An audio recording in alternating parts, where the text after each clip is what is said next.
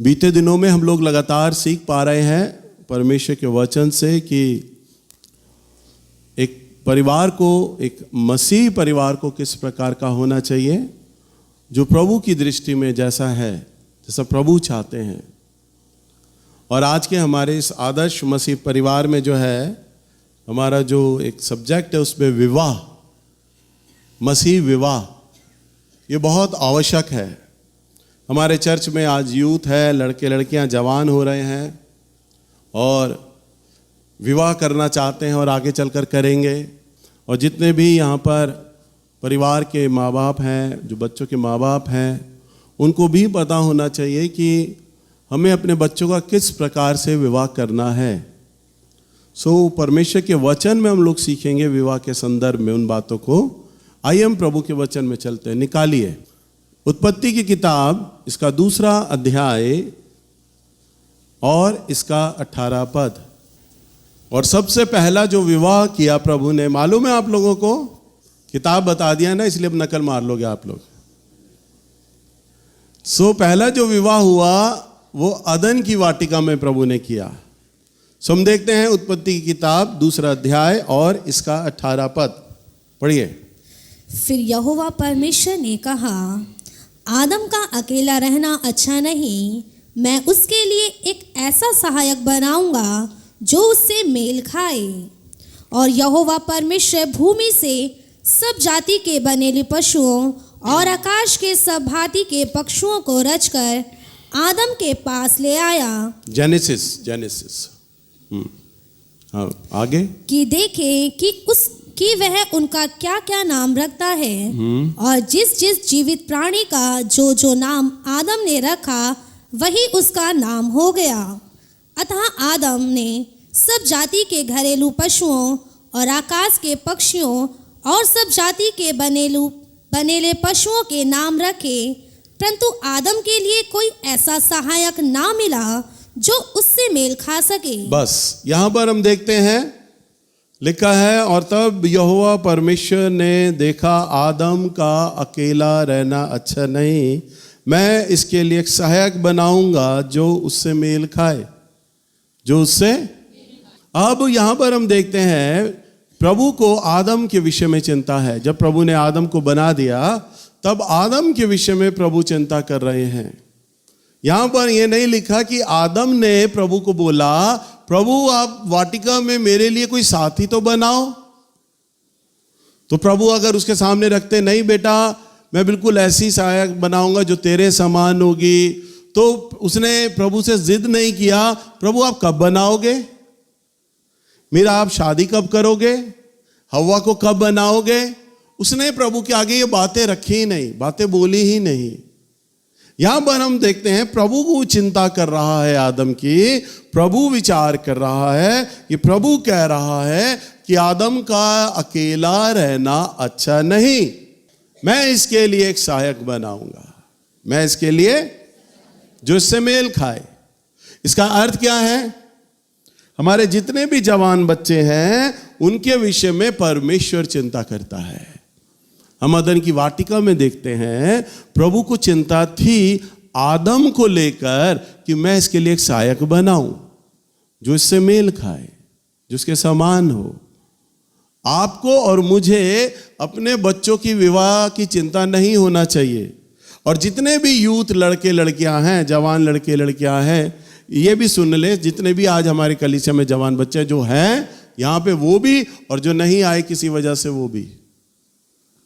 अगर आप प्रभु में हैं, प्रभु का डर मानते हैं, परमेश्वर के वचन का आदर करते हैं, तो परमेश्वर आपके विषय में चिंता करता है कि वह आपके लिए कैसे सहायक को चुने जो आपसे मेल खाए, जो आपसे मेल खाए। और लिखा है, और मैं इसके लिए एक सहायक बनाऊंगा। सहायक यानी हेल्पर, मददगार। हेल्पर का काम जानते हैं ना आप? होटल में एक बड़ा शेफ होता है, खनसामा, उसके पास हेल्पर होता है जो आटा गूंथता है, चावल भिगोता है, सब्जी काटता है, पर मेन काम तो जो शेफ है, खनसामा, वो ही करता है। हम जब वर्कशॉप में गाड़ियों के लिए जाते हैं तब वहाँ पर मैकेनिक होता है, पर उसके आजकल वो छोटू छोटू करके बोलते हैं ना, छोटू भाऊजी आए हैं गाड़ी खोल, गाड़ी का टायर चेंज कर, ये कर, पर मेन काम तो मिस्त्री करता है। बाकी जो छोटा होता है वो हेल्पिंग का काम करता है, हेल्पर। तो प्रभु ने ऐसे ही जीवन साथी को जो चुना ना, वो हेल्पर के लिए चुना। हालेलुया। परंतु आज हम ये ना सोचे सिर्फ हव्वा ही हेल्पर है, आदम का इसमें कोई रोल नहीं है। परंतु मसीह विवाह के अंदर परमेश्वर ने आदम और हव्वा को एक समान बनाया, एक समान औहदा दिया, एक समान पद दिया। यानी आदम हव्वा का हेल्पर बनेगा और हव्वा आदम की हेल्पर बनेगी। हालेलुया। यहां पर लिखा है, प्रभु ने कहा जो उससे मेल खाए। अगर 20 पद में देखते हैं, यहां लिखा है, सो आदम ने सब जाति के घरेलू पशुओं, आकाश के पक्षियों और सब जाति के बनेले पशुओं के नाम रखे, परंतु आदम के लिए कोई सहायक ना मिला। प्रभु ने ये नहीं बोला, बेटा हाथी कैसा रहेगा तेरे लिए, ये मोर कैसा रहेगा, अच्छा ये वाला पक्षी तेरे लिए पसंद आता है, मैं इसको तेरा साथी बना दूं, मैं इस सांप को तेरा साथी बना दूं। प्रभु ने नाम तो रखा है, परंतु उन चीजों के अंदर प्रभु ये भी चेक कर रहे थे, आदम के साथ कोई मेल नहीं खा रहा इनमें से, नहीं मेरे बच्चे के साथ कोई मेल नहीं खा रहा। प्रभु की आंखें उन चीजों को देख रही हैं। और आज हम अपने आप को चेक करते हैं, मेरे साथ कौन मेल खाएगा। लड़का कहता है मैं ऐसी लड़की से शादी करूंगा जो बॉलीवुड की हीरोइन की समान सुंदर होगी। लड़की कहती है मैं ऐसा लड़का चुनूंगी जो हीरो के समान होगा, जिसकी प्रॉपर्टी अच्छी होगी, गाड़ी होगी, पैसा होगा, नौकरी होगी। सारी तरफ, दोनों तरफ कैलकुलेशन करते हैं। हमारे कलीसिया के लोग भी बोलते हैं भैया हम आ तो रहे हैं चर्च में, परंतु हमारी बिरादरी, हमारे परिवार के लोग हैं ना नाराज हो जाएंगे, क्योंकि हम पूरब के रहने वाले हैं, पूरब के। हम बहू भी है ना पूरब की लाएंगे। हालेलुया। तो जितने भी पूरब के लाए थे ना, वो पछता रहे हैं आज। कई बार वो अपने मुझे लेकर बैठते हैं, हमारे एरिया प्रचारकों को लेकर बैठते हैं, घर में झगड़े हो रहे हैं, तनाव हो रहे हैं, हम पूरब की लाए थे, पश्चिम की लाए थे, बिरादरी की लाए थे, ये किया था, और आज झगड़े हो रहे हैं। परंतु प्रभु चिंता करता है। प्रभु आपके विवाह की सबसे अधिक अगर चिंता है ना, तो प्रभु को है। जैसे प्रभु को आदम की चिंता थी ना, अब जितने भी जवान लड़के लड़कियां हैं वो अपनी चिंता ना करें। आदम ने ये नहीं कहा प्रभु हाथी को मेरा दोस्त बना दो, हाथी मेरा सहायक होगा। प्रभु ने उसके सामने जब प्रस्ताव रखा होगा ना कि मैं तेरे लिए एक सहायक बनाऊंगा, तो अब आदम की निगाह भी खोजने लगी होगी, प्रभु हाथी कैसा रहेगा। प्रभु ने कहा नहीं, ये तेरे से मेल ही नहीं खा रहा। कहता प्रभु ये शेर देखो कितना दहाड़ता, कितना ताकतवर है, ये मेरा साथी बना दो। प्रभु ने कहा ये भी तेरे से मेल नहीं खा रहा। हालेलुया। परंतु प्रभु ने उसके लिए एक सहायक बनाया। अब आगे हम देखते हैं, उसे बेहोश किया, उसकी पसली निकाली और उसे मेल खाने वाला बनाया। जो एक मसीही विवाह जो होता है ना, एक वयस्क विवाह, एक अडल्ट जो लोग होते हैं, वयस्क, यहाँ बाल विवाह के बारे में बात नहीं हो रही, जो वयस्क लोग हैं, जो पुरुष और स्त्री जो परिपक्व लोग हैं, बोलिए परिपक्व। परिपक्व ये नहीं कि 18 के हो गए हम शादी करने की इजाजत मिल गई, आधार कार्ड पे, वोटर आईडी कार्ड पे अब हमारा नाम चढ़ गया, हम वोट दे सकते हैं, अब हम शादी कर सकते हैं। मैंने 40-40, 50-50 साल के लोगों को देखा है, उनमें वो परिपक्वता नहीं है। परिपक्वता आपको कहां से प्राप्त होती है? केवल परमेश्वर के वचन से। प्रभु का वचन में लिखा है बुद्धि का आरंभ परमेश्वर का भय है। परमेश्वर का भय, परमेश्वर का डर बुद्धि का आरंभ है। बुद्धि का, जितना आप प्रभु का डर मानोगे, जितना आप प्रभु का वचन को जानोगे, आपकी बुद्धि उतनी बढ़ेगी, आपकी बुद्धि उतनी बढ़ेगी, उतने परिपक्व होगे। तो आपको अपना जीवन साथी चुनते वक्त ध्यान से सुनना, आपको अपना जीवन साथी चुनते वक्त, जितने भी लड़के लड़कियां हैं वे लोग और जितने माता पिता हैं वे लोग, जितने वो ये देखें क्या ये वचन में कितना परिपक्व है, वचन को कितना जानता है। परिपक्वता, परमेश्वर के वचन की मजबूती उसके भीतर कितनी पाई जाती है, प्रभु का वचन को कितना जानता है। यहां पैसा, पढ़ाई, लिखाई, धन कोई मायने नहीं रखते, सिर्फ प्रभु का वचन, प्रभु का। एक बार मैंने आपको गवाही दी थी, शायद आपने सुना हो या ना सुना हो। प्रभु के एक दास है बहुत बड़े, बेनी हिन। कितने लोगों ने नाम सुना है? अब हाथ नीचे कर लें।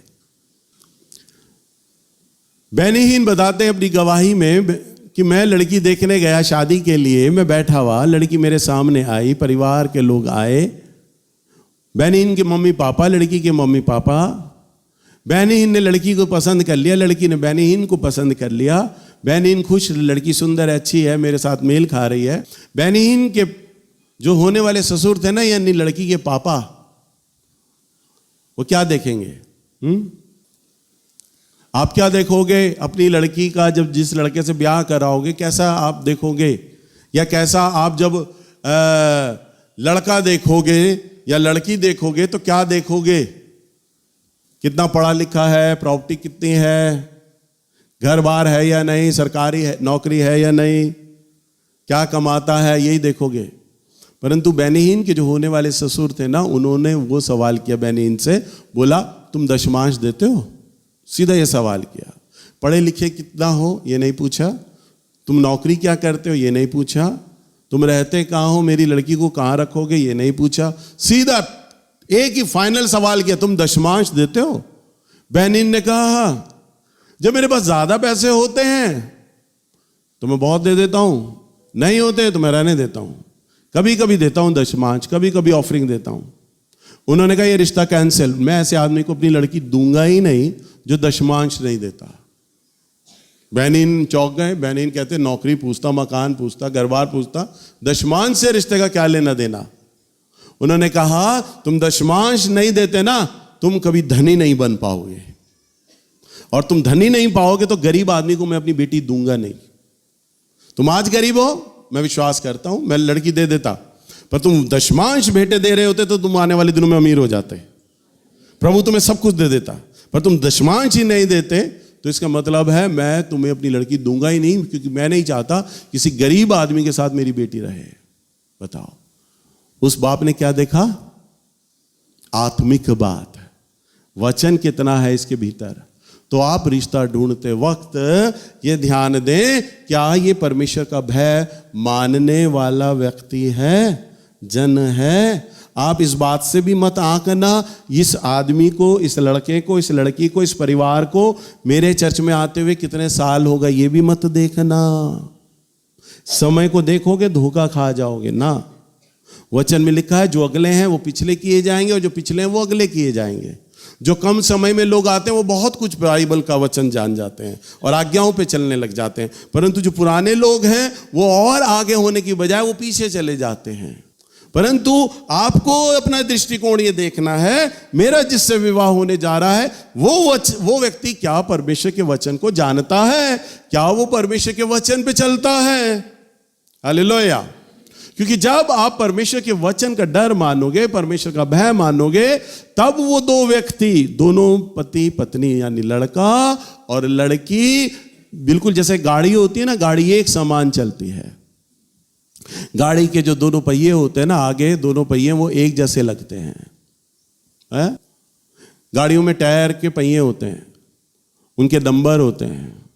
हमारे पास जो बड़ी गाड़ी है सफारी, उसका टायर पंचर हो गया तो हमने मैकेनिक को फ़ोन किया, हमने कहा भाई सफारी गाड़ी है। उसने कहा भैया नंबर बताओ, कौन सा नंबर। मैंने कहा सफारी गाड़ी है तो दे दे टायर। वो कहता अगला पिछला। मैंने कहा अगला। कह रहा नंबर बताओ, कौन सा नंबर का व्हील उधर लगा हुआ है। तो नंबर चेक किया मोबाइल पे, ये नंबर है, वो नंबर उसे बताया, वो नंबर का टायर दिया, हूबहू मेल खाता।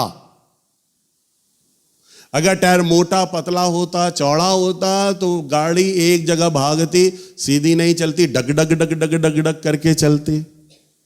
तो विवाह करते समय एक टायर साइकिल का और एक टायर कार का नहीं चलेगा।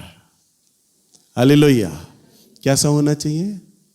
मेल खाने वाला, एक समान। प्रभु ने अदन की वाटिका में क्या देखा था? एक समान मेल खाने वाला। हालेलुया। सो प्रभु के सामने हमने ऐसा ही मांगना है। और यहां पर लिखा है आमोस नबी की पुस्तक पुराने नियम में 3 अध्याय और इसके 3 पद में अगर हम जाएं, आमोस यदि दो मनुष्य परस्पर सहमत ना हो तो क्या वह एक संग चल सकेंगे? हाँ, क्या लिखा है? यदि दो मनुष्य परस्पर सहमत ना हो तो क्या वो एक साथ चल सकेंगे? यानी अगर उन दोनों के विचार एक जैसे नहीं है, उन दोनों का ईश्वर एक होना चाहिए, उन दोनों का विश्वास एक होना चाहिए, एक मत होना चाहिए, एक मन होना चाहिए। एक नहीं कि एक तो प्रभु में विश्वास रखता है और एक विश्वास को जानता ही नहीं, अविश्वासी है, प्रभु को जानता ही नहीं। अगर आप पूरब की ले आओगे, भले ही आपको प्रभु में चर्च में आते हुए समय हो गया है, भले ही आपका लड़का या लड़की प्रभु में विश्वास योग्य है, परंतु जो आप चुनने जा रहे हो पूरब की अपनी बिरादरी या जात की, वह अगर अविश्वासी है तो आप अपने बच्चे की गाड़ी में एक ऐसा टायर लगा रहे हैं जो असमान है, समान नहीं है, मेल खाने वाला नहीं है। लिखा है यदि दो मनुष्य परस्पर सहमत ना हो तो क्या वह एक संग चल सकेंगे? जब वो एक संग चलेंगे ही नहीं तो इसका अर्थ है वो विवाह ज्यादा वर्ष नहीं खींचेगा। कुछ ही दिनों में, कुछ महीनों में, कुछ सालों में ही उस विवाह ने आगे दम तोड़ना ही तोड़ना है। हालेलुया। एक गाड़ी के अंदर अगर आप सोच विचार करें, अगर एक बड़ी गाड़ी में साइकिल का और एक कार का टायर लग जाए तो गाड़ी कितनी देर आगे जा पाएगी? कुछ ही कदम चलेगी, डगमगा के गाड़ी गिर जाएगी, क्योंकि व्हील, दो पहिए एक समान नहीं है उसमें। हालेलुया।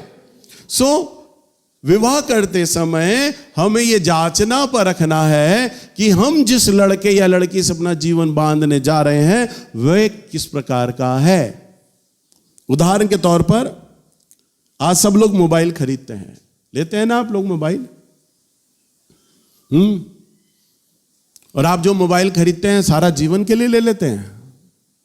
मोबाइल का भी एज होता है, 3 साल चलेगा, 4 साल चलेगा, 5 साल, बस दम तोड़ देगा। स्पीकर में से आवाज नहीं आएगी, उसका टच खराब हो जाएगा, स्क्रीन धुंधली हो जाएगी, क्योंकि अब मोबाइल आपका बूढ़ा हो गया है। अब आप का मोबाइल आपसे बात नहीं करा पा रहा, अब आपको नए मोबाइल की जरूरत है। कंपनी भी नए नए फीचर्स, नए नए एप्लीकेशन डालती रहती है। हर 8-10 महीने में, एक नया साल में एक नया वर्जन आ जाता है, एक नया नंबर आ जाता है। आप कुछ महीनों के लिए या 1 साल के लिए आपको नए मोबाइल की जरूरत पड़ती है। आप जब दुकान शोरूम में जाते हो, आप कहते हो अच्छा भैया ये वाला जो मोबाइल है, इस मोबाइल में क्या फीचर है, इसका कैमरा ठीक से काम करता है नहीं करता, इसकी मेमोरी कार्ड कितना है, दुनिया भर की आप चीज़ें पूछते हो। अच्छा ये वाला मोबाइल कितना है, इसका क्या क्या फीचर्स हैं। 4-5 मोबाइल ले लेते हो, चारों पांचों मोबाइल के आप फीचर्स पूछते हो, रेट पूछते हो, और जो आपको समझ आता है ये मोबाइल रेट के हिसाब से और जैसी मेरी ज़रूरत है उस हिसाब से बिल्कुल सूट कर रहा है, तब आप उस मोबाइल को खरीदते हो। हालेलुया। समझ पा रहे हैं? जो 6-8 महीने या 1 साल के लिए जो आप मोबाइल खरीद रहे हो, उसके लिए इतना मत्थापच्ची करते हो, इतना नेट पे सर्च करते हो, दिन खर्चते हो, लोगों से राय लेते हो, तब जाके आप मोबाइल खरीदते हो। सोचो जब आप किसी के साथ विवाह करने जा रहे हो, आप मत्थापच्ची करते ही नहीं, आप बिचौलिए पे बात डाल देते हो। पूरब की बता देते हो, बस पूरब भी ऐसा काम चला लेंगे, पश्चिम से चला लेंगे, हमारी गांव की हो, हमारी बिरादरी की हो, हमारी वैसी हो। अरे प्रभु, आप प्रभु में हो, प्रभु में आपका बेटा है, प्रभु में आपकी बेटी है, एक समान होना चाहिए। लिखा है अगर दोनों का मत, दोनों विचार एक जैसे नहीं होंगे, क्या वो दोनों एक साथ चल सकेंगे?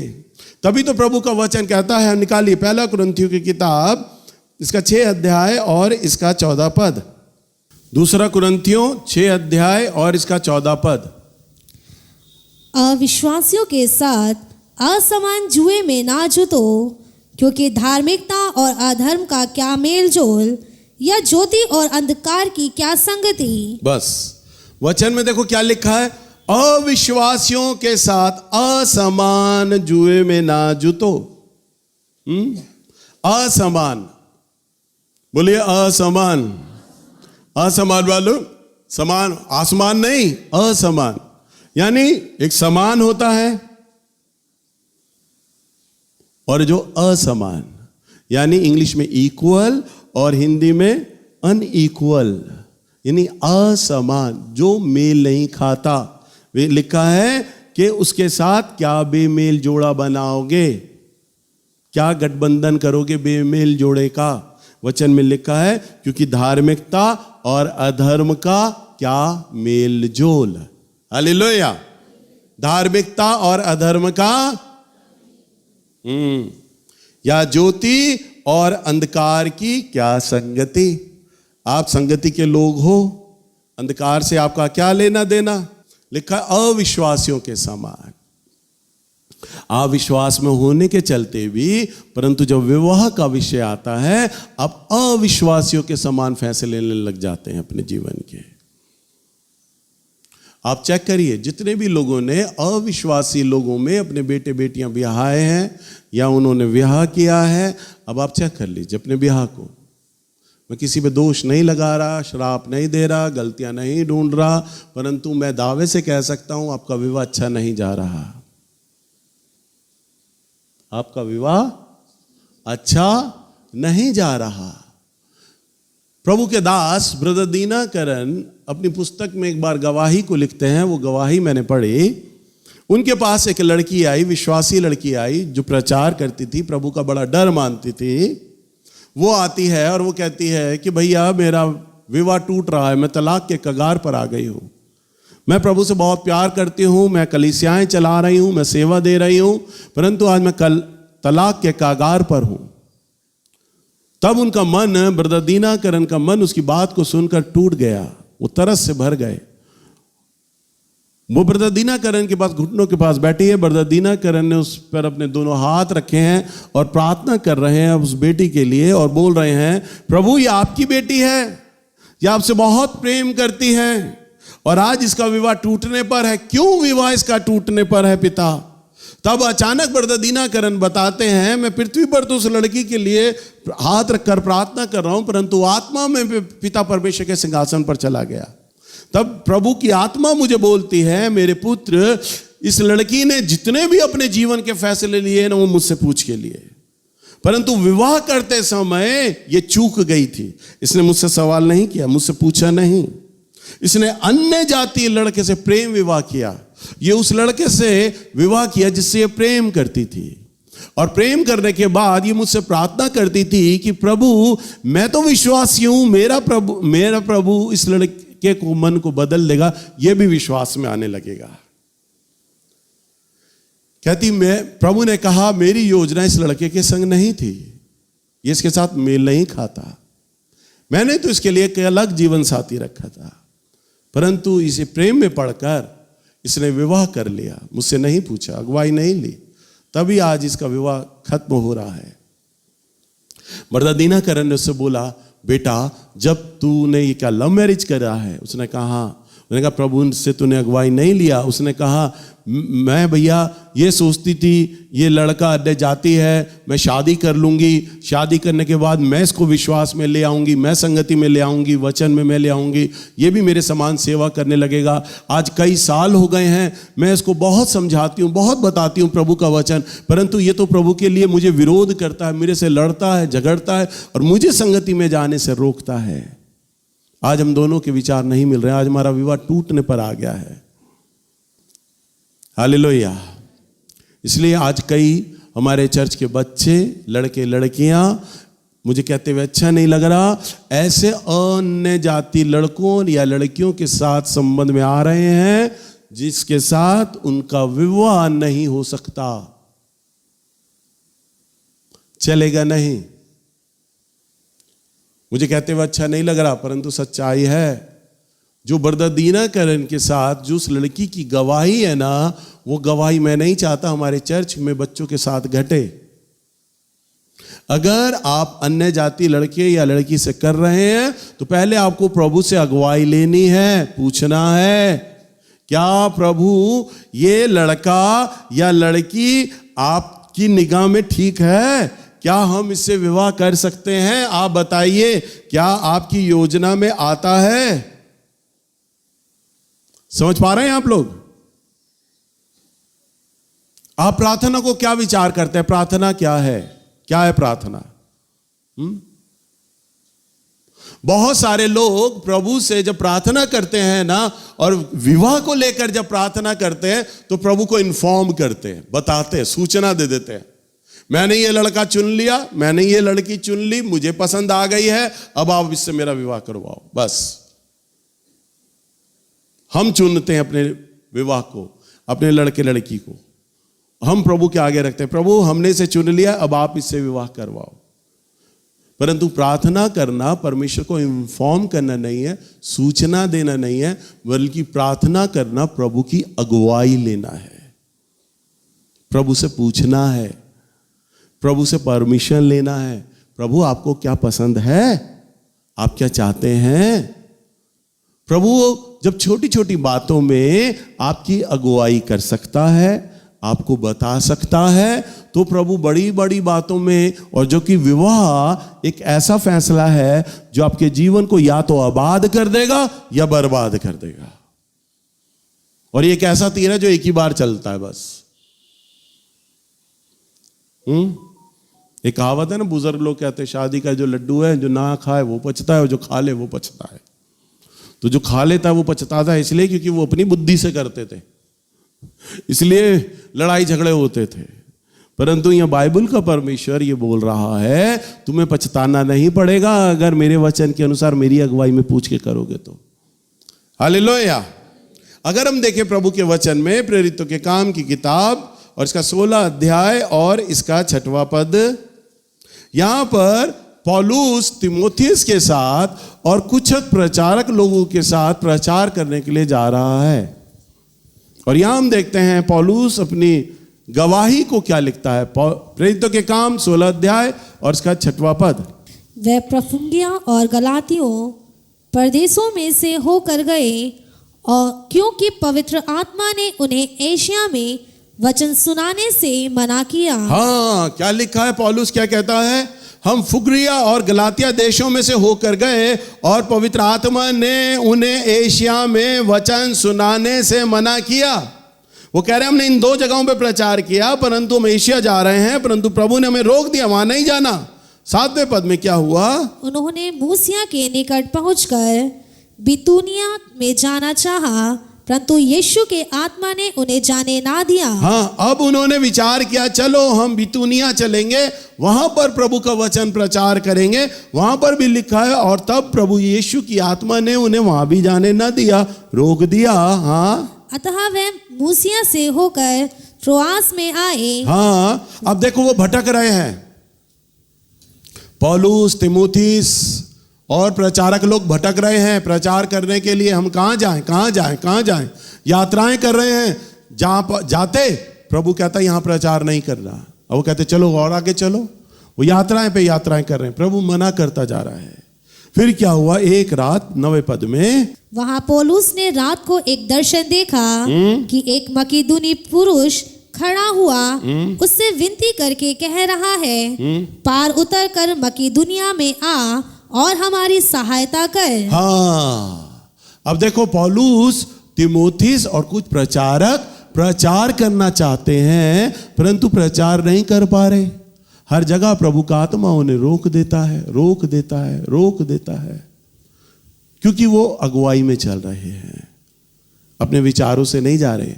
प्रभु इस शहर के लोग तो बड़े धनी हैं, बड़े अच्छे हैं, बड़े सभ्य लोग हैं, यहाँ कलीसिया बनना चाहिए, सभ्य लोग हैं, बात करने का तमीज है, यहाँ के लोगों का व्यापार बड़ा अच्छा है, यहाँ दान भी बड़ा अच्छा आएगा। ऐसा नहीं विचार कर रहे, अगुवाई में जा रहे हैं, प्रार्थनाएं कर रहे हैं, अगुवाई मांग रहे हैं, यात्रा कर रहे हैं, जो कर सकते थे वो कर रहे हैं। परंतु प्रभु का आत्मा हर शहर, हर गांव, हर देश में जाने से उन्हें रोक रहा है।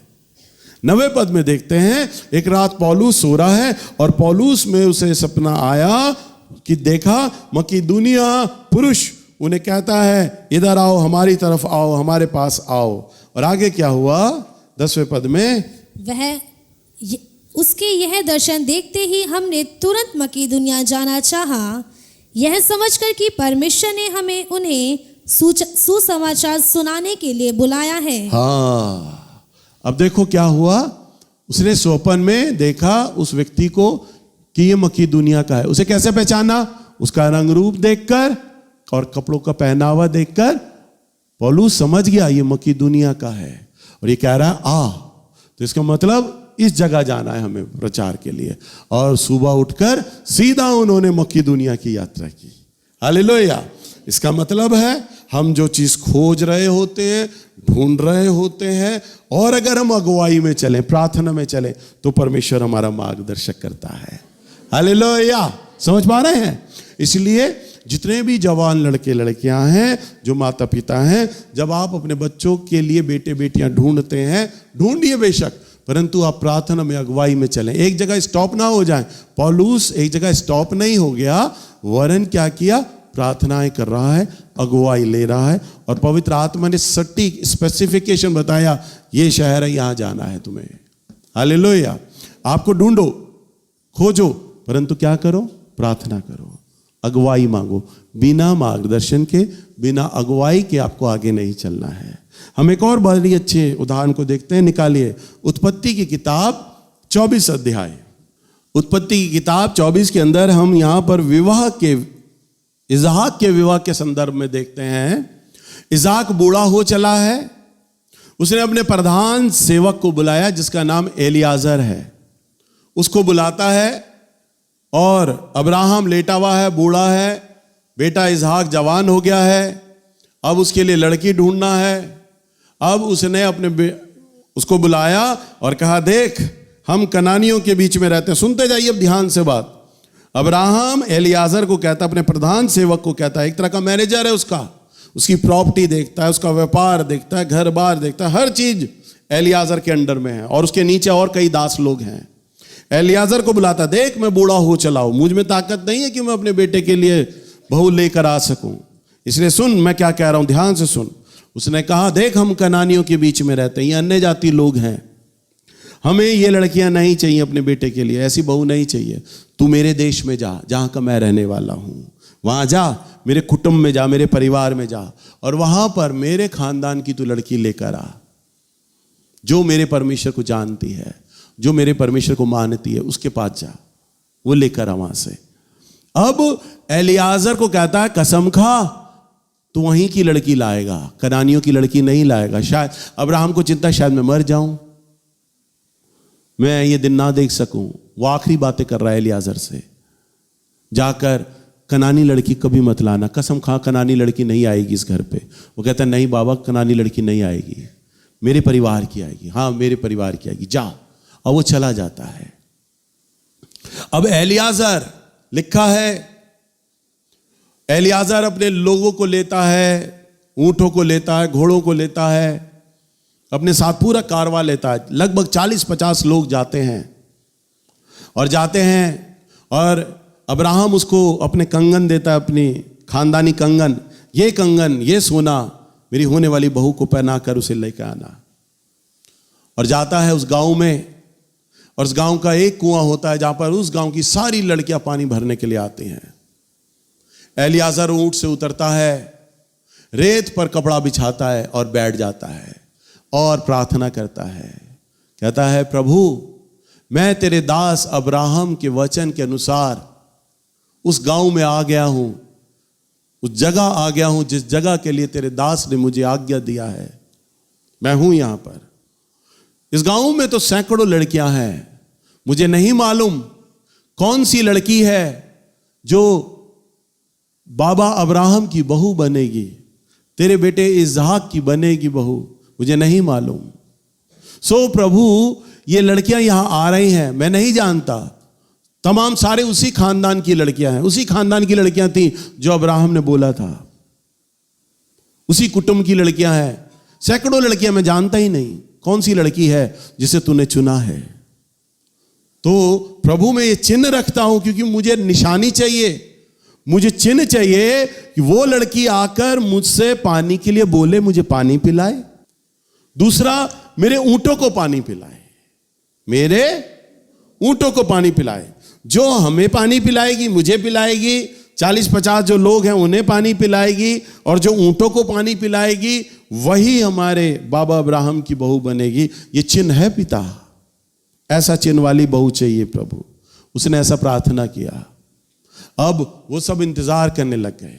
अब सब अलग अलग सुंदर सुंदर लड़कियां आती वहां पर पानी भरती। एलियाजर के तमाम दास लोग उन्हें बोलते, ये हमारे इसहाक के साथ बहुत मेल खाएगी ये लड़की। इसहाक की बिल्कुल कद काठी की है, जैसा इसहाक का रंग रूप है वैसा ही तो है। अब्राहम के तो खानदान की हैं ये लड़कियां, उसके देश की हैं लड़कियां, इनमें से किसी भी लड़की को ले लो। उसने कहा नहीं, मैंने प्रभु से प्रार्थना किया है, चिन्ह मांगा है, प्रभु चिन्ह देगा। और उसने हर लड़की को आते जाते बोला होगा, बेटा हमें पानी पिला दो। अब लड़की ने निगाह किया होगा, इस आदमी को पिलाने बैठूंगी तो इसके साथ 40-50 लोग और हैं, उनको भी पानी पिलाऊंगी, सारा समय खराब हो जाएगा मेरा। मैं अपना मटका भरूं और चली जाऊं।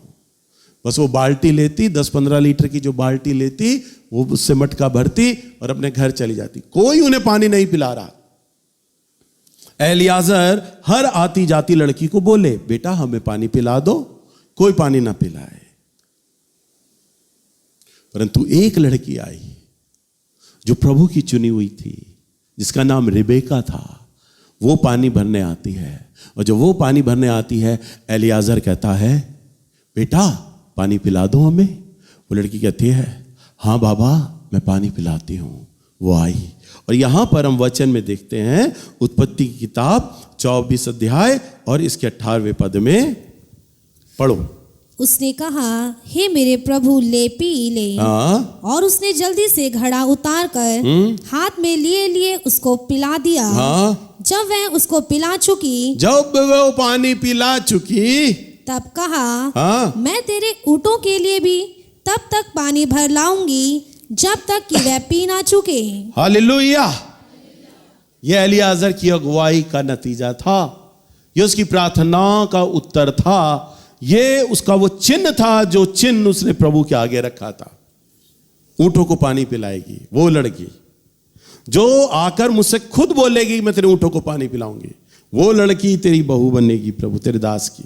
और वो खुद कहती है, जब मैं वो पानी पिला चुकी तब उसने कहा मैं तेरे ऊंटों को पानी पिलाऊंगी और तब तक पानी पिलाऊंगी जब तक वो पानी पी ना चुके। तब क्या हुआ? तब वह तुरंत अपने घड़े का जल होदे में उंडेल कर फिर कुएं पर भरने को दौड़ गई और उसके सब ऊँटों के लिए पानी भर दिया। हाँ, और सब ऊँटों के लिए क्या किया? सब ऊँटों के लिए। अभी आपको है ना ऊँट का रहस्य समझाता हूं मैं क्यों चिल्लाया। हाँ,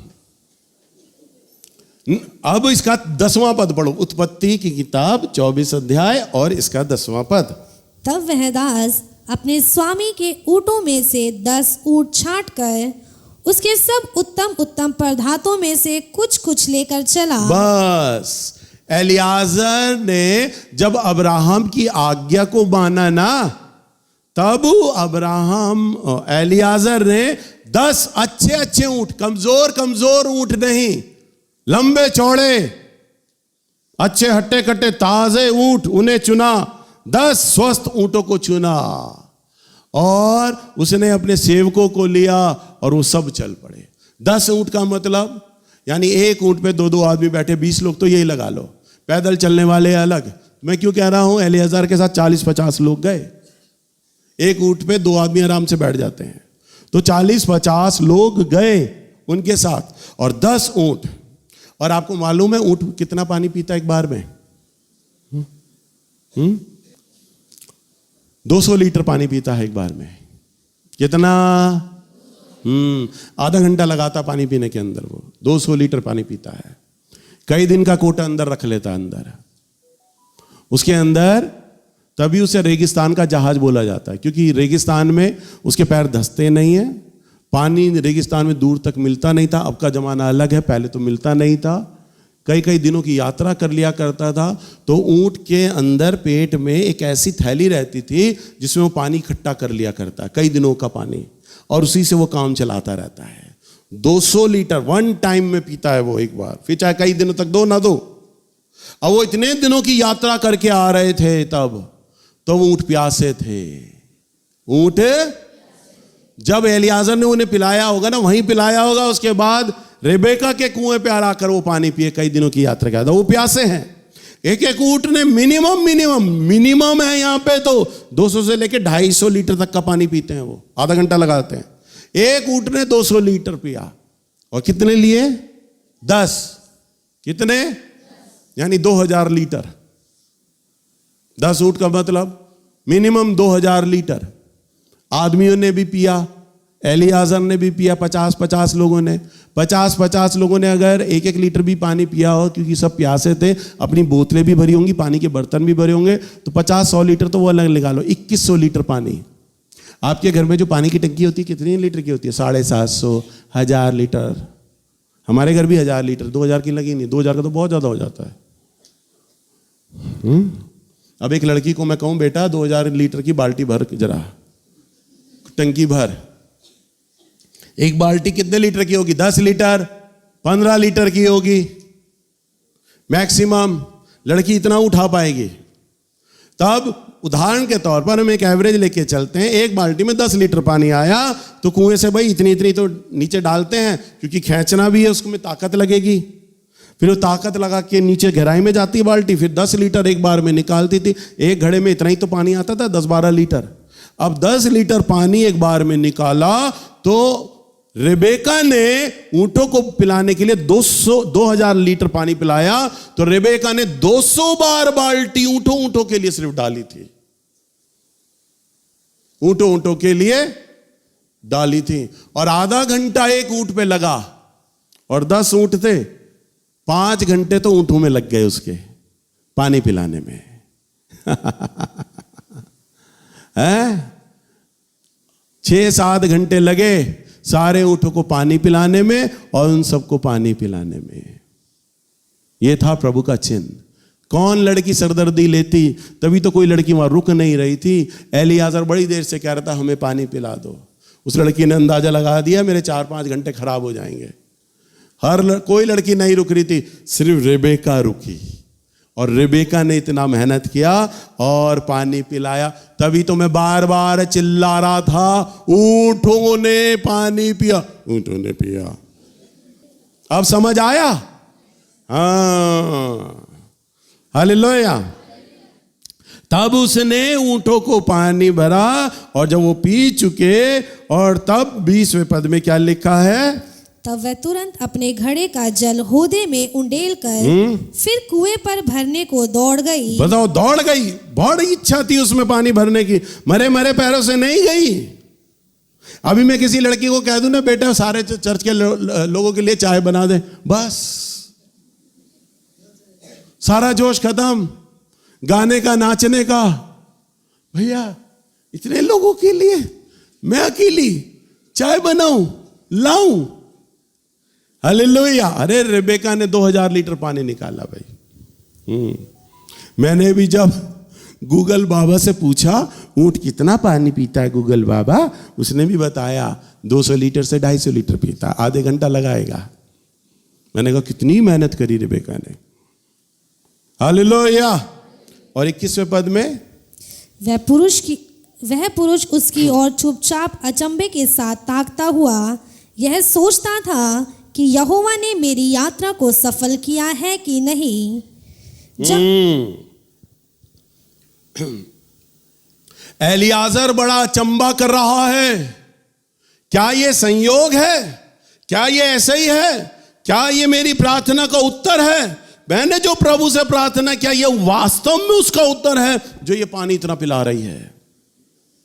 वो अचंबा कर रहा है, सोच रहा है। मैंने अभी थोड़ी देर पहले ये प्रार्थना किया था, प्रभु मुझे जो पानी पिलाए और जो तेरे ऊंटों को पानी पिलाए। मैं प्रार्थना में तो बोल गया बड़ी आसानी से, पर मेरे ध्यान में ही नहीं था कि एक कोमल नाजुक लड़की के लिए इतना मुश्किल काम मैं देने जा रहा हूं। और प्रभु ये मुश्किल काम तो केवल आप ही मन में डाल सकते हो। उस लड़की के मन में आपने डाल दिया। 5-6 घंटे लगा दिए इसने पिलाने में, और लिखा है वो ये खड़ा खड़ा ताकता रहा। भाई कोई भी लड़की इतना कुएं से पानी भरेगी, अच्छे आदमियों के हाथ पांव फूल जाएंगे। वो ताक रहा, सोच रहा, ये बात मेरी यात्रा सफल भी हुई है या नहीं।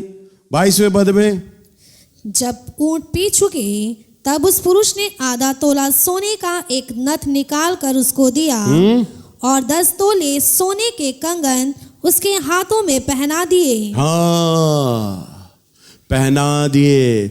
और तब उस लड़की से पूछा, बेटा तेरा खानदान कौन सा है? तो उसने बोला, हम अब्राहम के वंशज हैं। हालेलुया,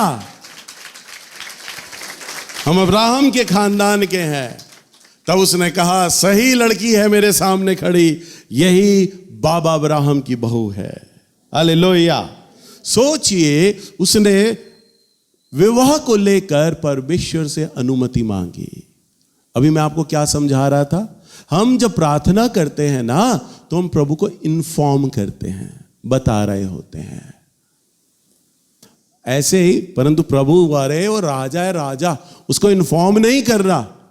प्रभु, ये लड़की बड़ी अच्छी लग रही है, हीरोइन है बॉलीवुड की, ये लड़का बड़ा अच्छा है, शाहरुख खान की तरह इसके बाल है, बड़े हिलते हैं, प्रभु इसी से करेंगे हम, आप इसी पर अपना हाथ रख दो। ना, इन्फॉर्म मत करो, परमिशन लो, अगुवाई लो। जैसा एलियाजर ने किया था, कुएं पर बैठ गया था, जैसे पौलुस ने किया था। हम कहाँ जाएं प्रचार के लिए? एलियाजर ने मांगा, तेरे बाबा अब्राहम के लिए बहू लानी है, उसी खानदान की लड़की लानी है, हम उसी देश में आ गए हैं, हम लड़की नहीं जानते पहचानते, पर एक बड़ा मुश्किल काम है। हमारे लोगों को तो वो पानी पिला सकती है कोई भी लड़की, परंतु ऊंटों को पानी पिलाना कोई भी लड़की नहीं पिला सकती। सबसे मुश्किल काम है ये। तो यही अगर कोई लड़की अगर कर देगी, तो मैं ये जान लूंगा कि वो बाबा अब्राहम की बहू बनेगी। हालेलुया। उसने सबसे मुश्किल काम रख दिया था। मुझे कोई पानी पिला दे, मेरे सेवकों को पानी पिला दे, ये तो कोई भी लड़की पिला देगी, तरस खा के कोई भी पिला देगी, परंतु ऊंटों को पानी पिलाए। वो जानता था 4-5 घंटे लगेंगे ऊंटों को पानी पिलाने में, 2000 लीटर पानी निकालना होगा। ये बड़ा मुश्किल काम है उस लड़की के लिए, परंतु प्रभु अगर ये कोई लड़की करेगी तो वही बहू बनेगी। उसने चिन्ह मांगा। आप भी जब प्रार्थना करें, प्रभु की अगुवाई लें, चिन्ह मांगे। मेरा प्रभु आपकी अगुवाई करेगा, मार्गदर्शन करेगा, आपको चिन्ह देगा। आपके बेटे बेटियां जवान हो रहे हैं, आपको चिंता है, परंतु आप ये विचार ना करें कि मुझे ही चिंता है। आपसे अधिक चिंता मेरा परमेश्वर करता है, क्योंकि अदन की वाटिका में प्रभु ने आदम को लेकर चिंता की थी। हम चल रहे थे ना शुरुआत में, आदम को लेकर चिंता की थी। आदम ने प्रभु के आगे ये जिद नहीं की, प्रभु मेरी शादी कब होगी, मेरे लिए कोई आपने जोड़ा बनाया या नहीं बनाया, कौन है जो मेरे संग मेल खाएगा? ना, प्रभु ने उसकी अगुवाई करी। प्रभु ने कहा, नहीं बेटा, ये मेल खाने वाला जो तेरे साथ जमेगा वही मैं तुझे हव्वा दूंगा। हालेलुया। सो प्रभु ऐसा ही आपके संग, आपके बच्चों के संग, और जितने भी हमारे चर्च के जवान बेटे बेटियां हैं, उनके जीवन में ऐसा ही व्यवहार करेगा। आने वाले दिनों में यदि आज इस वचन के अनुसार आप अपने जीवन साथी को चुनते हैं, तो सच मानिएगा पवित्र आत्मा आपकी अगुवाई करेगा और आपको एक बेहतर परमेश्वर के वचन के अनुसार आपको वो जीवन साथी देगा।